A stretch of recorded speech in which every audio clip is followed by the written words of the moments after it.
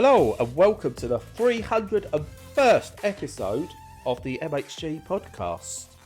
Making a big deal out of this one because life can be a little bit miserable, life can be a little bit dark, but we're here to bring you as much light and as much joy as we possibly can. Minus the Capcom this week, I'm joined by Stu because Stu has cost me £7 something because of Capcom. How are you doing, Stu? I'm all right. So the £7 odd, that was Dino Crisis collection, was it? It was the Dino Crisis collection on good old games. It's part of their preservation program, and I thought, I love Dino Crisis. I've only ever played it on PlayStation 1 and Dreamcast. Yeah. So why not? Do you know what? It still bangs completely. Yeah. It really, if they was to just get it out there with high-res graphics, same camera angles, the lot, high-res graphics, because obviously it's not pre-rendered backgrounds like the original Resident Evil. High-res graphics, slight tweaks, keep the tank controls, but tweak it slightly so they don't feel quite as cumbersome when you're trying to run away from dinosaurs and that. Little tweaks there. Re-release it as a full-on remaster, but it's like a retro remaster. You make bang there, Capcom. Absolute money. Yeah, they've got to do something with it soon. You would have thought the pressure must just be rising and rising at the headquarters. They keep doing stuff with the trademark, and then we've got an announcement, and then it's like a merchandise, and you're like, Capcom. So weird. They're bringing back Onimusha before they're bringing this back, and that's mad. I know. They'll probably bring back Dino Stalker first. Yeah. And Cadillacs and dinosaurs. But, yeah. Yeah. What do you mean we've got another dinosaur property? What? Nah. Never heard of it, mate. Well, they also had Exoprimal, didn't they? If you remember that. Which probably nobody else does. I do know of it. But I really wanted to do it with an announcement and just go, we've got an announcement. We are bringing back Dino Crisis. And then someone to turn around and go, clever girl. Because it's there. It is Jurassic Park, the game without being Jurassic Park. I know. It doesn't get any less frustrating, especially for an obsessive like you. Yeah. Didn't I say minus the Capcom this week? That's right. Now it's all we've been talking about. So we'll probably best move on. So what have you been playing? Well. Talking of minus Capcom. Oh, sorry. Go on. You jump in there like a T-Rex through a window. Don't you do that. Talking of no Capcom, do you know what else doesn't have Capcom? What doesn't have Capcom? The rest of the video game world. Correct. So what have you been playing from the rest of the video game world? No, I haven't played Street Fighter. So first up, I'm going to do a couple of get them out of the way because I don't want to end negatively. I want to start negatively. So a couple of racing games that I've been playing that I had high hopes for, and both have let me down. So the first one I'm going to talk about is a NASCAR 25, which sounds like a yearly release game, but it's actually not. It doesn't actually come out yearly. It's just as and when. It's by the team who do iRacing. So it's by the iRacing studio and everything. So it should have, quality behind it. iRacing are known for quality sim titles. Those who are invested in sim titles, just don't come at me. All right? I know that you've got your own little things going on, whatever. iRacing are generally known for that's a good sim title to most of us. So NASCAR 25 comes out, and I'm like, I don't mind NASCAR. Right? I don't like the attitude of some of the people around it, like the racism, because it's in the southern states and everything. But the actual NASCAR stuff, Days of Thunder and everything, if you grew up on Days of Thunder, you love NASCAR to a degree, whether you like it or not. Anyway, put it on. One, doesn't work on Steam Deck at all. It's just broken. For whatever reason, it just doesn't work. And apparently there's no plans to do anything to sort it, so well done. So sorted out an actual PC to play it on, got it all up on the TV and started playing it, and just, I don't know. I went back and played one of the old EA NASCARs on the PS2, I think it was. I've got it emulated, and that was just better. It's just very sterile and bland, and I'm not after accidents, like I'm not after big spectacles or anything, but it just felt playing it just like, yeah, oh, great. This is just, I am just driving left. And I know that's the general complaint with NASCAR, for people who don't know it, because there's so much more that goes into it. NASCAR races are like giant puzzles where you want to be at the right point behind the right drivers at the right time and getting it all to fit together. So, like, you don't ever want to be the leader at any point of the race until right at the end. So you've got that puzzle to work out, and sometimes it's better to be near the back of the track. Sometimes you want to be to the middle, and so you've got everyone jostling. So it's all that, and it tries to put that in NASCAR 25, but it just doesn't feel like it's there for me. And I've gone back to older titles, and there's character in them. The drivers feel like more alive in there. Your races are eventful. Whereas this, it just felt like you're on an online sim lobby where if you do anything out of the ordinary, you're going to be chased off as someone who doesn't know racing games because you've gone wide at an apex and someone's clipped you or something. You're like, I don't want that from a single player game. I want excitement and I want the feel of NASCAR. I don't want to know what it's actually like to drive one of these cars and how incredibly technical it is. I want the thrill of NASCAR. And this just doesn't bring it, unfortunately. Technically, good game. Technically, absolutely fine. iRacing have done that. But as from a semi-casual point of view, who doesn't do sim racing but enjoys motorsports, yeah, no, it's not it for me, unfortunately. Yeah, sounds incredibly dull. Yep. What's the what's the next disappointment? Oh, God. Right, I've got to be careful what I say about this one because Ian Bell might come after me. Do you remember Project Cars? Yeah, I do. Not a bad racing game. Couple of little issues, not a bad racing game. Well, that went through a whole different thing. There's a few cool videos online. Anyway, Ian Bell is back with his new studio, Straight 4 Studios, published by Giant Software. I don't know which one's Ian Bell's. And they brought out Project Motor Racing, which isn't Project Cars, got to be clear, not Project Cars. And I'm glad it's not Project Cars because, dear Christ, it's broken. The game's utterly broken. I've played this on Steam Deck, and because I had it set up, I played it on the normal PC, and it runs like absolute dog crap. I'm not someone who notices frame pacing or anything, but here I was turning it down to the lowest settings, and it still felt a juddery mess. The AI is almost non-existent. The races are poor. I couldn't get online with it. There was nothing redeeming about this game. It doesn't even look great in many places because you have to turn it down to get any kind of performance. The controller, one of the things you had with Project Cars, it was controller friendly. It was wheel friendly and it was controller friendly. And it was one of those that was sim enough to be a sim, but accessible enough that other normal people can play it. And I say normal player, I don't mean normal people, I mean like normal gamers who don't get all in on wheels and seats and everything. But, they were promoting cross-play and all that in there.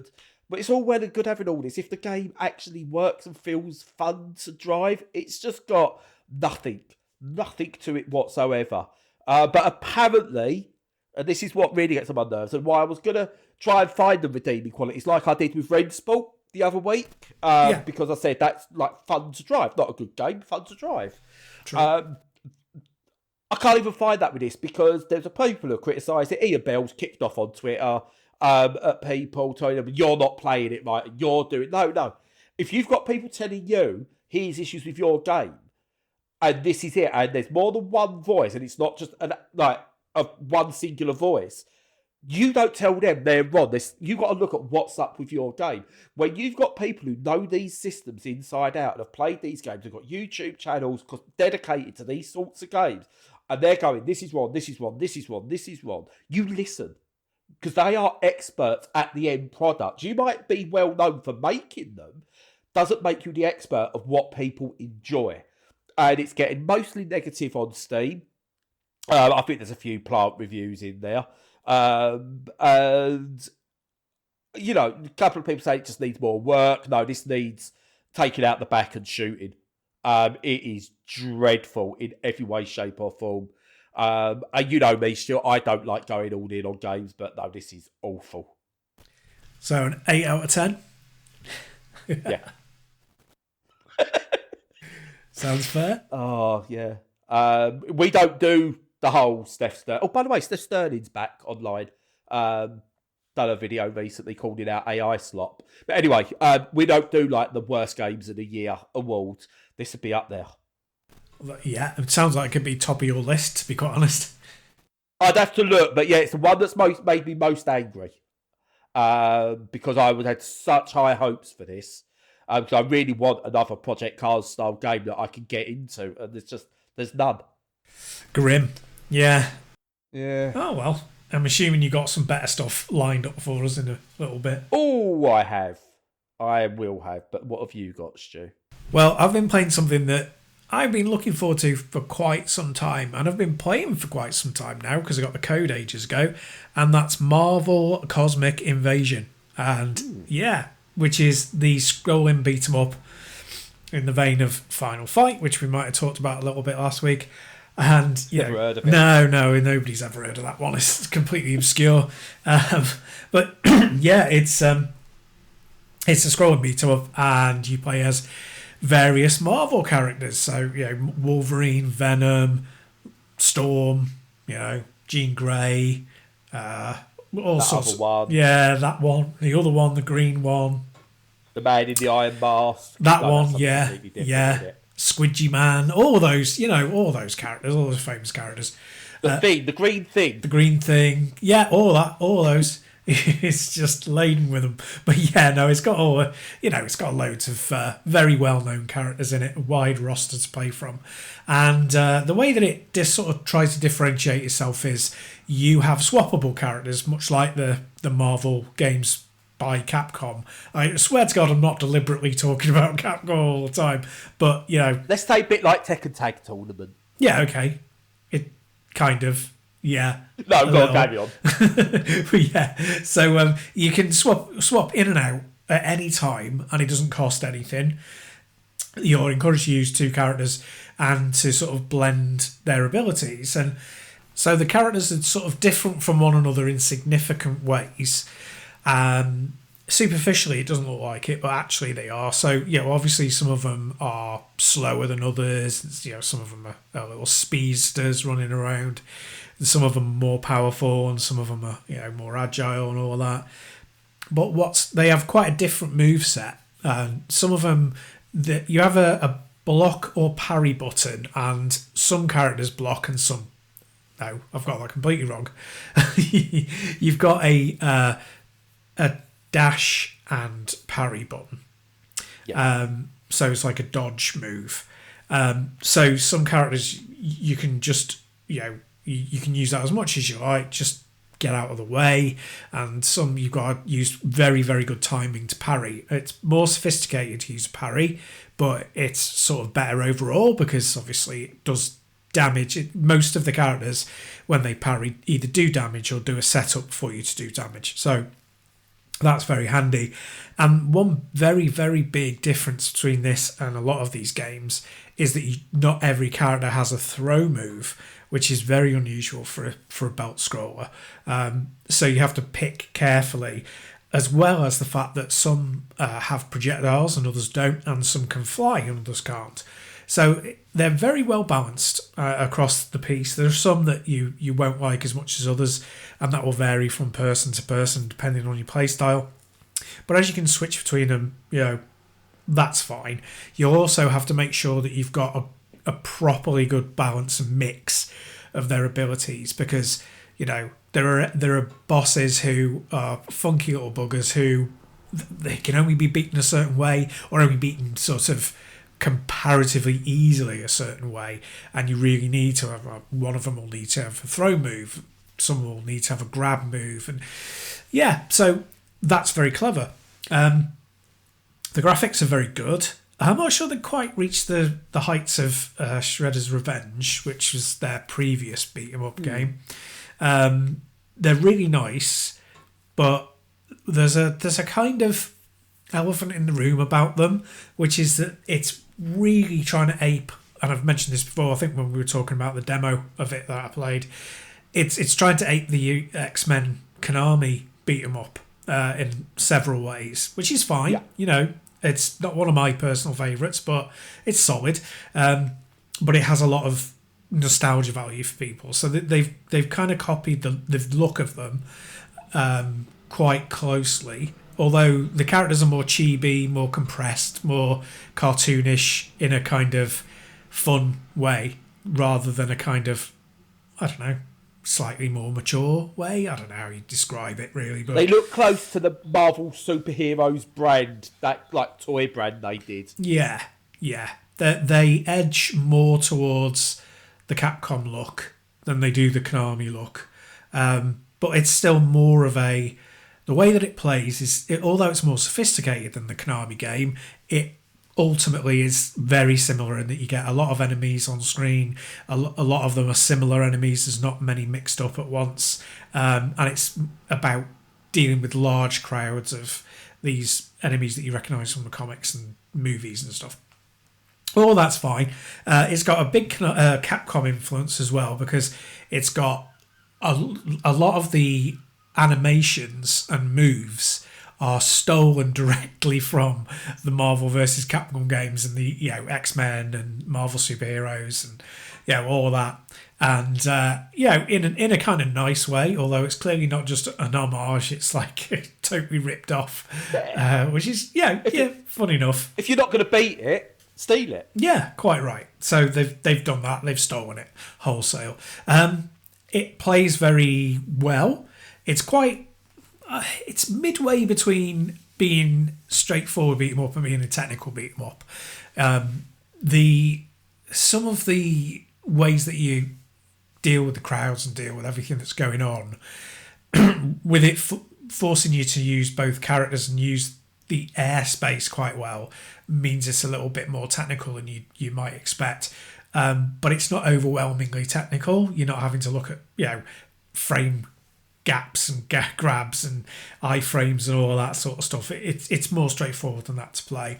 It's not too difficult. It's got a nice balance, but there's also, when you play the story mode, you unlock, what are they called? Like switches, for how you play the arcade game, the straightforward arcade one, that allow you to tweak the difficulty and number of characters on screen and power and all that sort of stuff. Like you'd be able to on a physical arcade machine. Yeah, with the dip switches. Yeah, exactly. So that's a nice inclusion. And overall it looks quite pretty.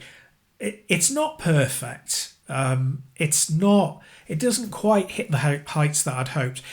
One of the problems, of course, is that Absalom came out not long ago, which we reviewed a few weeks back. Yes. And that's like, kind of I'm not sure if I'd say it's a new benchmark, but it's up there. It's really incredibly good. You can't do a like-for-like comparison because that's a roguelite and this is an arcade game, but it certainly has a lot of stuff in it that this game would benefit from. The main thing is just that it's a bit straightforward.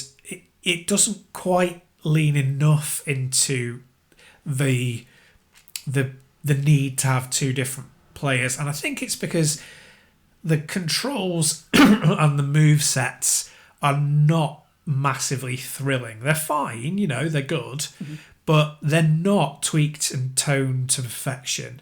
They just miss the mark just a little bit, just knock it down a couple of paces, really. You very rarely get that feeling of, going, there you go, have that. It doesn't quite have that punch to it. It's there, but it's not quite as strong as some of the others that have come out over the last few years. It's not in the same, breath. You couldn't talk of it in the same breath as Streets of Rage 4, for example. And I don't think it's as good as Shredder's Revenge either. It's good, but it's not it's not quite that good. The only other thing is, the difficulty is not that high and the game is not that long. I think it's probably long enough, but for it being over 25 quid, it's quite. I would like a bit more, more gameplay modes, more, I don't know, unlockable routes, just a bit more variation, a little bit more effort and thought put into the size of the stages and the pacing and things like that, which is fine, but it is very, very arcadey. It's very much, like if you were paying $14.99 for it rather than $24.99 for it. Do you know what I mean? So, with regards to that, sorry to interrupt you with always on that chain of thought there, but I always look at these arcade style games. If this was in an arcade and it was 50p a go, how many 50p's would you put into this to play it over? You're on holiday for a week at Butlin somewhere or whatever, or Haven holidays, whatever the American equivalent is, I don't know, like Guantanamo Bay or something. You're there, the arcades are there, it's there. How many 50p's would you be putting in 25 quid's worth across the week, do you reckon? It's a difficult question. It depends if there are any other games around. I'd certainly have a bloody good go on it. There's no other beat 'em ups. This is the only beat 'em up. Right, you're not allowed to play Puzzle Bobble. Okay, I'm on that. And Dave's on Championship Sprint because they've either got this brand new Marvel one or they've got these two older games. That's all they've got. It's the only beat 'em up. Could you see yourself putting more than 25? Not even say in the week, over the years. Could you see yourself spending more at an arcade playing this than you paid for it now? Probably not. No. Right. No, and especially because, I would be comparing it to the games that I've played in the past. Yeah. So plus you'd complete it on the first 50p's, Joe. Probably not quite, but I could probably do it in, I don't know, probably about £2, maybe something like that. Oh, that's a challenge. Between £2 and £5, which I know is a bigger jump, but certainly not 25. You know what I mean? Yeah. So I don't really think it sells its price tag. The price tag will be there because it's a Marvel property, and they'll be expecting that level of income. But it's really solid. It looks good. If you're into Marvel stuff, particularly the comics, it's probably a must buy for you. It's just any other year or any other sort of period of time where these games hadn't made a great big comeback with some absolute bangers, it would be a top of the list. But it's right at the end of 2025. Yeah. I'd say it's not a must-have, but it's a solid to have. So you came at it from a person who knows a lot of experience with belt scrollers. You enjoy the genre, you've got a lot of time for them and everything. I'm somebody who comes from it from a more casual point of view. I don't mind them. I won't seek out all of them and very rarely complete them because I'm not good enough. Now, I agree with a lot of what you said. I found the simplicity of it and the shortness actually pretty decent for me. Because I felt like I feel like I can get to the end of this one and see the end of it. Whereas I've played others and I've just gone, I don't know. I'm not getting any further than this. My main issue with it is the roster. Too many women. No. It's just 15 characters doesn't feel like a lot considering what they've got to work with for Marvel. I really enjoyed, my two favourite characters to use were probably She-Hulk and Spider-Man. Wolverine was alright, and Wolverine should usually be the go-to, but it just didn't... Wolverine didn't feel special compared to the others, but the roster, they just didn't feel like it expanded enough, yet there were some really niche characters in there, and that balance just felt a bit weird. So, for me, it's a really, really good game. But I don't think it's marketed enough to people who are going to recognise half the roster.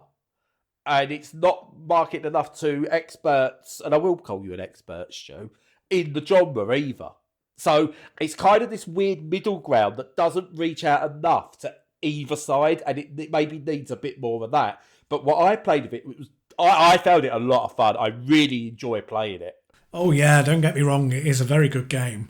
It does feel a bit odd that they didn't just chuck in everybody and make it more of an like have all the Avengers, the most popular Avengers in, and the most popular X-Men in it and stuff like that.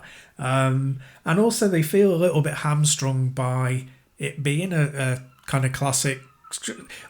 This is where I get annoyed by them following the Konami X-Men template a bit too much. Because they're clearly just trying to go, well, hey, you like that back in the 90s? Well, you're going to love this. Whereas it's really hard to... Well, one of the problems with that game is that you can't make their abilities too different, because then the game would be completely unbalanced. Yep. And they've fallen into that trap a little bit here as well, in that, if you get the Turtles, they basically do the same thing with different weapons. You get the X-Men and the Avengers, and they are all completely different from one another. And if you try and squeeze that into a beat 'em up, you're going to end up with, most of the time, they're just punching, and it doesn't really showcase the difference between them well enough for me. Because it's not an adventure game. It's not like they could have gone down the Shadow of Mystara route, again Capcom, and had it be a bit more sophisticated and be a few more layers to it. But they fallen between two stools a little bit here, I think, and it, like I say, it's not quite technical enough. It's not quite simplistic enough. Yeah, all this sounds like I really didn't like it, which is not true. It's perfectly fine. Oh, I know you did. I know you liked it. But you've got to be honest with it. It's when you compare it to what .mu have done in the past, what other games it's aping from, it's not to their level. That's not to say it's not a good game. Yeah, exactly. And it's been a good year for these types of games as well. Yeah. So, yeah. But, yeah. Oh, no. Do you know what I do want to see? Because I played She-Hulk a lot. I like She-Hulk. I did as well, yeah.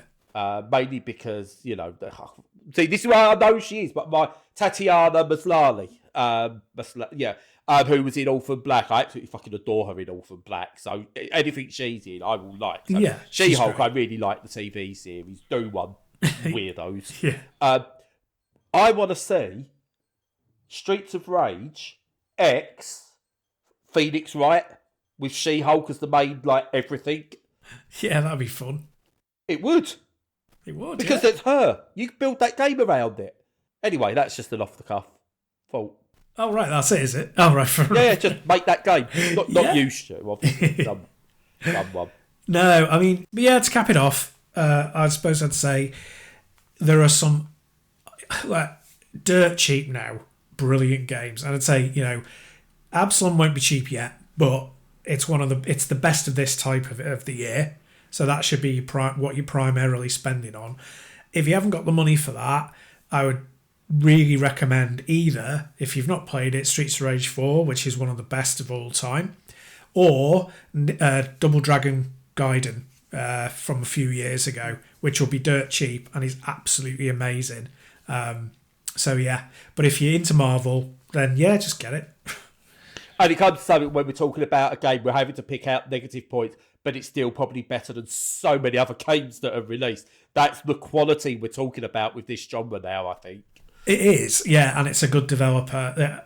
I don't think we'd be picking apart the tiny flaws in this game if it wasn't for the fact that it is pretty expensive and probably remains so for a while. Well. And we know what they can do, yeah. So, yeah. But there you go. So, moving on.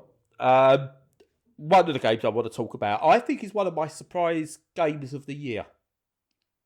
I probably shouldn't have played this at Halloween because I got the code for this before Halloween. So apologies for not getting this one played and covered. But it's one of those that I'll get to it. So, Papers, Please. I'm sure you've heard of it, Stu, Lucas Pope.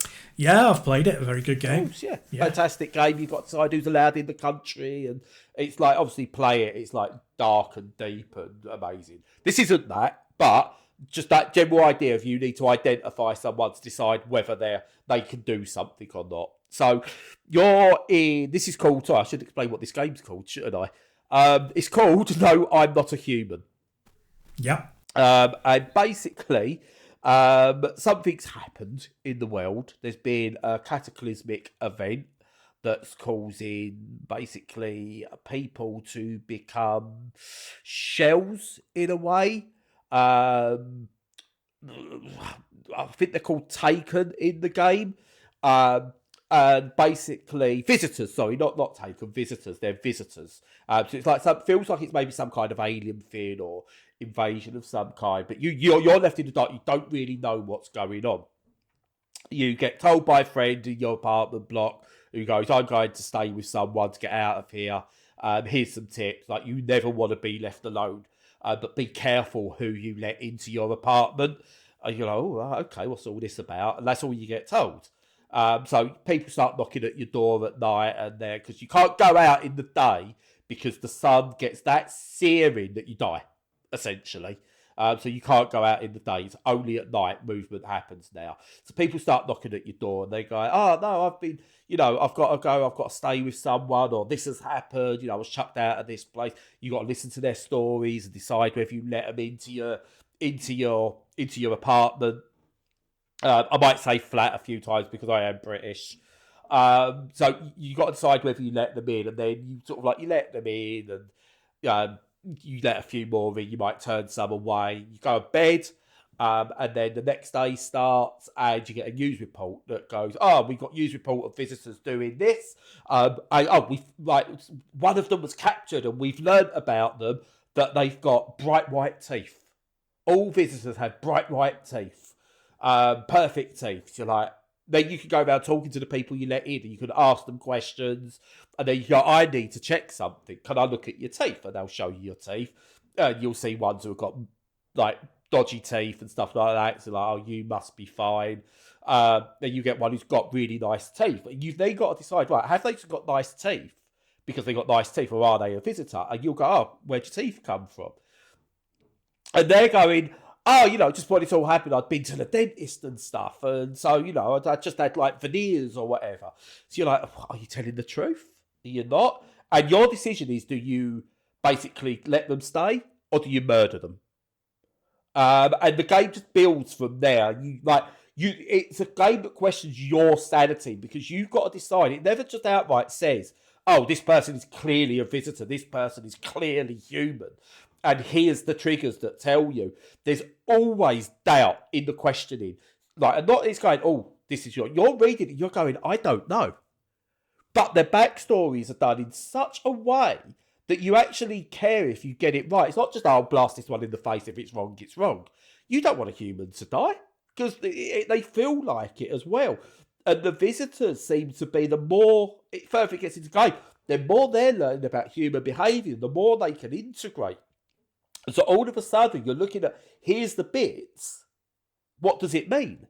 And yeah, it goes to really interesting places, and it's very claustrophobic in more than it feels in, say, like Lucas Pope's Papers, Please.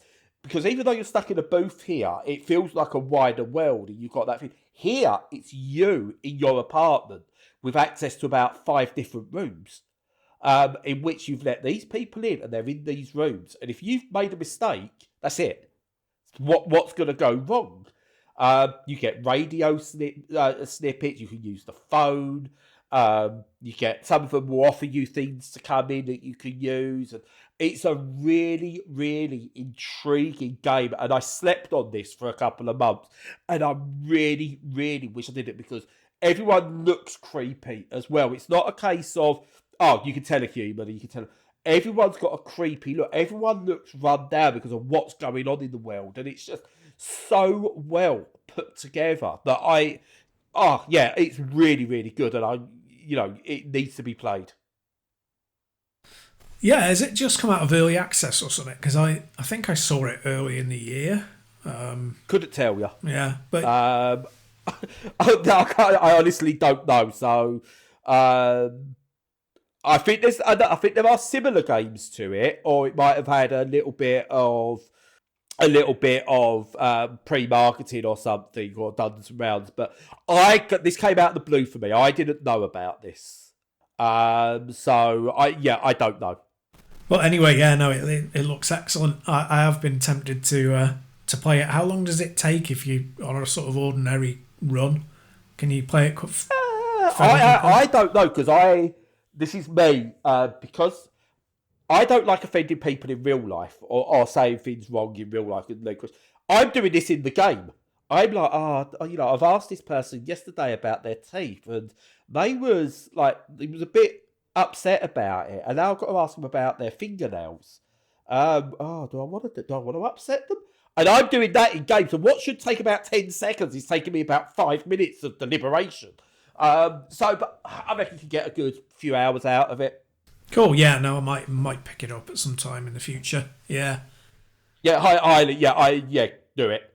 I would say that. Put that on your wish list as one of your early 26 games. Yeah. Cool. And the art style, I've got to say, the art style is grimy in a good way. Oh, it really is. Last up for me is a niche sports game. You know me, Stu. I love a niche sports game. Oh, so you do. This one came up. Ski Jumping World Cup. Or, as I would call it, if this came out on the Spectrum days, this would be Eddie the Eagle Ski Jumping World Cup. Because that's exactly what this feels like. It feels like a modern day Spectrum game. It's got one trick and one trick only, and that's what you do. It would have been made very quickly. So, everyone's been watching the '88 Calgary Games, Winter Olympics. You've just seen Eddie the Eagle, and someone's gone, we've got to capitalise on that. Someone get Eddie on the phone. Eddie, do you mind if we stick you as a little figure on the corner of our game? Yeah, you're fine, mate. Do it. Okay, cool. And he got Eddie the Eagle's World Cup Ski World Cup Challenge, or whatever it's called. And in this really bad clip art cut out, you've got an Eddie the Eagle face. That's what you would have been sold on the market in Romford. Yeah? Okay? That's what this game is as well. It is, you go in, it goes, right, this is how you do a ski jump, off you go, do the World Cup. You do a World Cup, and you can get through it in 15 minutes. And then once you're done, you do it again. And once you're done, you do it again. And that's the game. And do you know what? I bloody love it. Superb. Just that's all it does. It's not easy. Again, like a Spectrum game. You go, right, I think I've got the controls. Oh, no, I've done that wrong. Ugh. Right, but because I went through the first few times and I failed every single jump.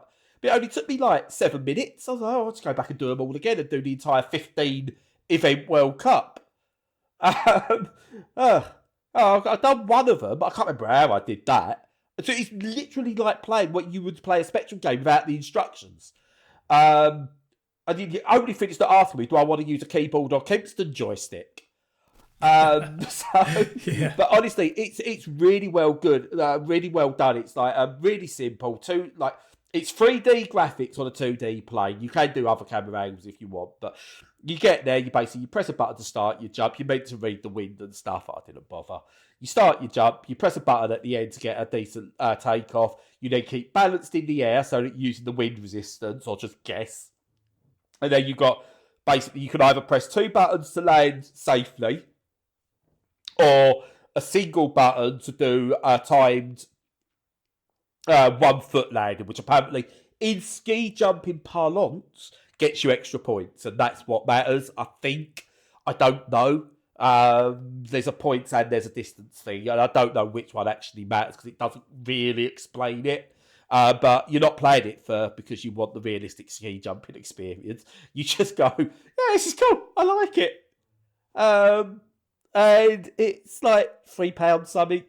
So it literally, I almost want to go and make a little tape cover for it and put it on my shelf as a physical edition. Yeah. Because be quite cute. With Eddie the Eagle Edwards Ski Jump World Cup. Yeah, too right. Yeah, it looks like good fun for the money. Yeah, cup of coffee game kind of thing. Yeah. I mean, it's one of those, I suppose you've got to say it's shit.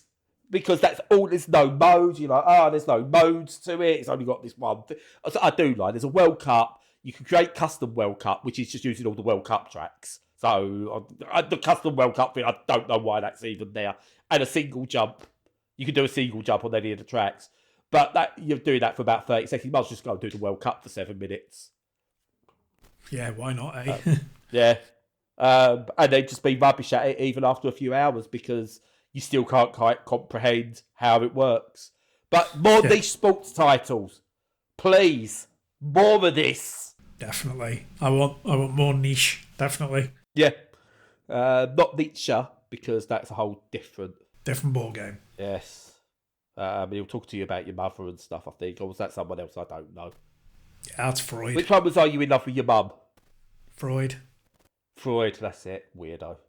Now, Stefan Freud, no, he played for Germany, didn't he? I think so, yeah.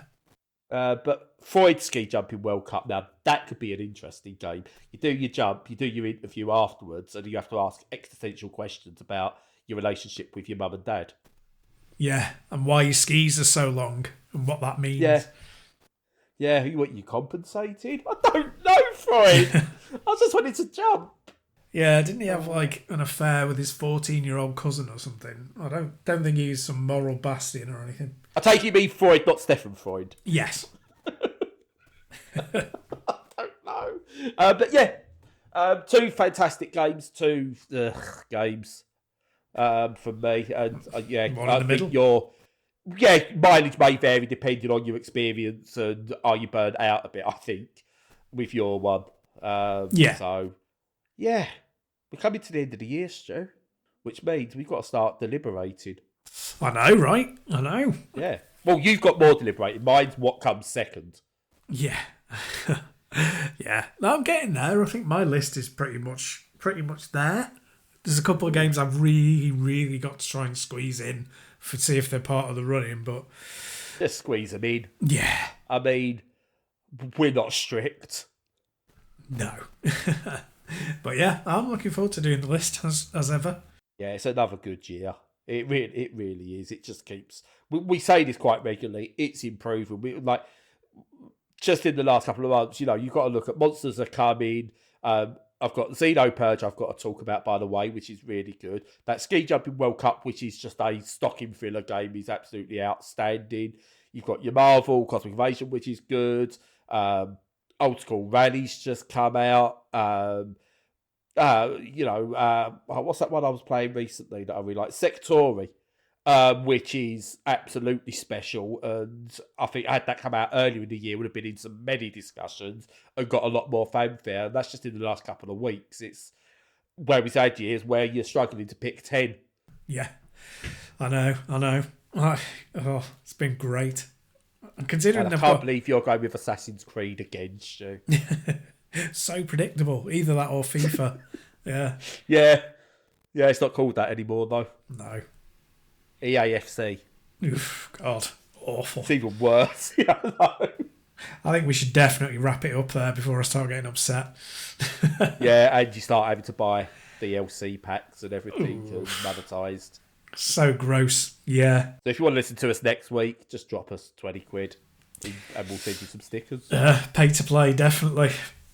Yeah, but that'll be it for this week. So until next time, make sure you're following us on all the socials. Check out the content on the website.